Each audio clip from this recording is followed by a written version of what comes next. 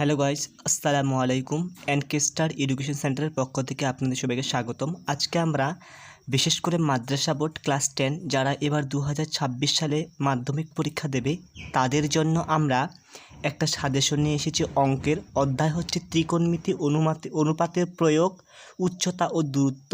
এখান থেকে শুধুমাত্র আমরা ইম্পর্টেন্ট দুটি প্রশ্ন দিয়েছি। দুটির মধ্যে 2026 সালে পরীক্ষা আসতে চলেছে। তো চলো দেরি না করে শুরু করে লেটস স্টার্ট। চলো আমরা শুরু করলাম। প্রয়োগ থেকে আমরা যেটা গত বছর দিয়েছিলাম যে 11 মিটার উঁচু একটি বাড়ির ছাদ থেকে দেখলে একটি ল্যাম্প পোস্টের চূড়া ও পাদবিন্দুর, এই দেখো এই প্রশ্নটি কিন্তু চলে এসেছে ফাইনাল পরীক্ষা প্রয়োগ থেকে। তার জন্য আমরা তোমাদের জন্য প্রয়োগ থেকে কোনো কিছু প্রশ্ন রাখিনি, শুধুমাত্র আমাদের এখান থেকে রাখছি। এখানে টোটাল অঙ্ক রয়েছে তোদের 22টা, 23টা রয়েছে। তার মধ্যে আমরা যে দুটি সবচেয়ে বেশি ইম্পর্টেন্ট সেই দুটি হচ্ছে 15 নম্বর অঙ্কটি দেখতে পাচ্ছ। এখানে দুটি স্তম্ভের উচ্চতা যথাক্রমে 180 মিটার ও 60 মিটার আছে কি না, ওই অঙ্কটি। তার সঙ্গে 16 নম্বর অঙ্কটি রয়েছে, ভালো করে দেখো 16 নম্বর অঙ্কটি। এই 15 এবং 16 দুটি প্রশ্নের মধ্যে একটি পরীক্ষায় আসবে। তবে আমাদের ত্রিকোণমিতি এই অধ্যায় থেকে দুটি প্রশ্ন আসে 5 নম্বরের, লিখতে হয় একটি। তো আমাদের এই দুটি পড়লেই কিন্তু একটি কমন পেয়ে যাব।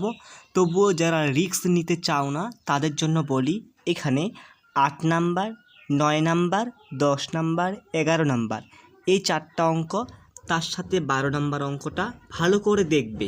এমনকি এখানে আরেকটি অঙ্ক ছিল যেটি 19 নাম্বার, খুব ইম্পর্টেন্ট ছিল। এটি আমাদের 2025 সালে পরীক্ষায় চলে এসেছে ফাইনাল পরীক্ষায়, তাই তোমাদের রেডি করতে হবে না।